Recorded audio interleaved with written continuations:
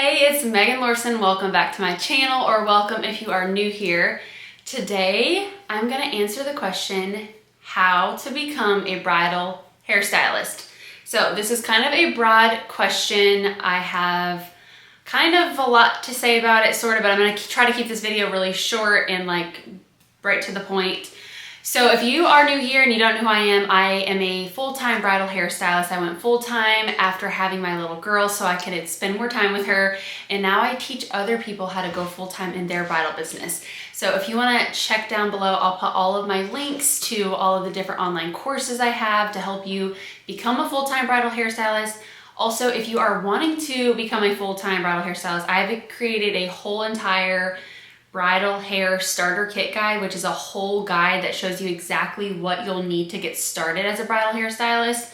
All the products you need, the tools, everything you need to get started. You can get that for free. I'll put the link down below so you can check that out down there as well. Okay, so I posted a YouTube video several weeks ago about, do you have to have a license to become a bridal hairstylist? And so apparently things have changed a lot. I did some research before doing that video, and it is very hard and unclear to get a precise, clear answer on the licensing issue. So, and things are rapidly changing in the hair industry. So what I first have to say to that is do your due diligence, do your research in your specific local area, because this can be very precise depending on where you are located. So every county, every state is gonna have totally different guidelines. So in a lot of states, you still do not have to have a cosmetology license if you are just going to be styling hair.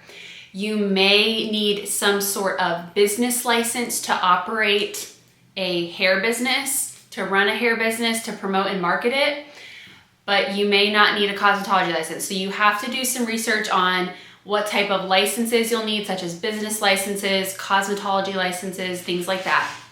But to my knowledge, in a lot of states, you do not have to, but there are certain states that do require a cosmetology license, to my knowledge now, that say you do have to have a cosmetology license in order to style hair.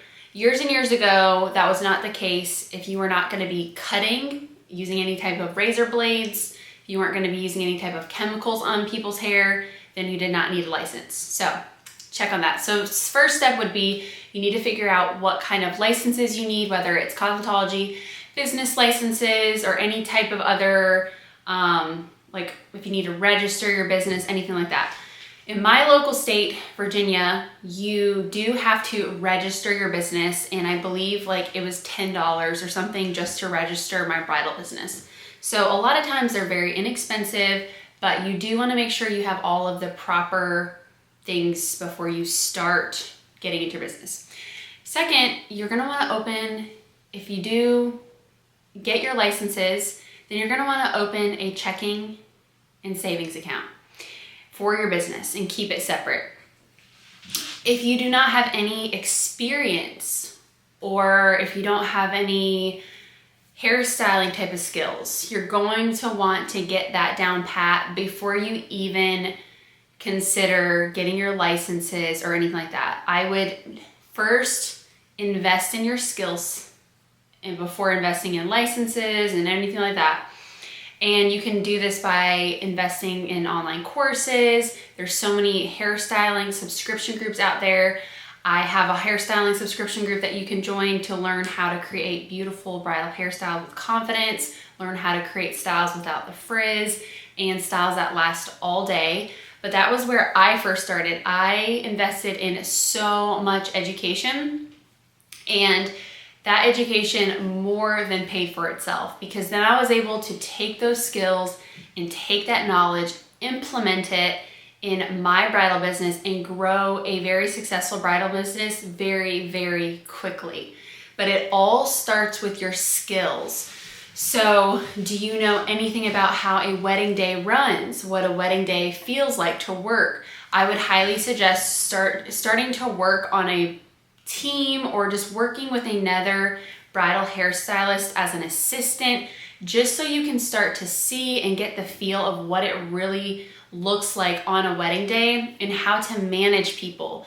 Because on wedding days, you have timelines and you have to make sure that you stick to them, that your hair timing is the time it takes you to create styles, that you can create them in a timely manner and get the bride and her whole wedding party done when they need to be done. So there's the timing aspect of it, which can be, you have to be very assertive sometimes, you have to be professional, you've got to be the one that tells people what needs to happen to keep the flow on the wedding day. There's lots of different elements that you might not be thinking of unless you actually start getting your hands in and actually seeing it for yourself. So I highly recommend shadowing another hairstylist, joining a bridal team to assist them, and just start to really see what it's like on a wedding day. So those are my recommendations of how to get started in the bridal industry. It's exactly how I did it. And then you want to also get your marketing content strategy down, because this is going to be how you're able to market yourself and put yourself out there. So make a business Instagram, make a business Facebook page, and you want to start getting friends and family or invest in some really pretty mannequins and start taking pictures and videos of your work and start just putting it out there. And then you should start seeing bookings if you're doing it properly. There's a whole strategy on how to market, because if you're not doing it right, if you're not putting out the right stuff, then you're not going to be seeing inquiries and you're just not going to be getting brides booking with you. So there's a whole strategy on that, which I do teach that inside of my Bridal Beauty Biz online academy. So those are the main core things of how to start a bridal business. There are lots of in-between questions. There's lots of things you get into as you start getting into the bridal industry that you have questions about that you don't know. And I know this because that was me when I started several years ago. I had questions like, how does this work? How does this run? And that's why I created my online academy, Bridal Beauty Business Academy, to teach people, to help people to get all your questions answered that you might have. So if you want to check that out, you can. I'll put the link down below. But the main thing and the core thing is that you have to have a passion for this industry. You have to have a passion for bridal hairstyling, because it does take that in order to make your brides happy, to work with brides over and over and over again in their wedding parties. Because if you don't go about it the right way and you don't love it, then people are gonna see through that. And truth is, you're gonna get burnt out really, really quickly, especially because there's a lot of very unglamorous things in this industry, such as waking up at the crack of dawn every weekend or most weekends and pretty much going all day long, traveling fairly long distances, things like that, which if you're passionate about it, you don't care about that stuff and you love it just like I do. I love waking up in those early mornings. I'm also a morning person though, but there's just lots of other little things, sending the contracts, taking payment, like all the things that you do that kind of become mundane in your business can be you can get burnt out very easily on them. So you do have to make sure that you're very passionate about this industry, passionate about hairstyling, because that will get you really far. And I do want to just end this video by saying, if you are somebody who's passionate and you want to take these steps in order to become a bridal hairstylist, and it's truly meant for you and you really feel like the bridal industry is for you, it is one of the most fun industries to be in. It is very, very lucrative. You can make really good money doing it. You can enjoy lots of time freedom at home with your kids. You can enjoy lots of time freedom doing whatever it is you want to do with your time. If it's creating courses, if it's becoming an educator, if it's starting that YouTube channel, whatever it is, it has allowed me so much freedom, time freedom to stay at home with my little girl and do lots of other things that I have wanted to do. I've started my online education business with becoming a full-time bridal hairstylist. There's so many benefits to it, and to me, the barrier to entry is very low and easy to get into. You just have to take that little bit of time to invest in yourself. You do have to take that time in the beginning to invest in your skill set. And in the beginning, I personally invested a good amount of money, and you really don't have to invest a lot of money. It's very, like I said, the barrier to entry is very, very low. You are gonna pay thousands of dollars to go to college. There's so many things that you can pay thousands of dollars to get certified, to do this or that.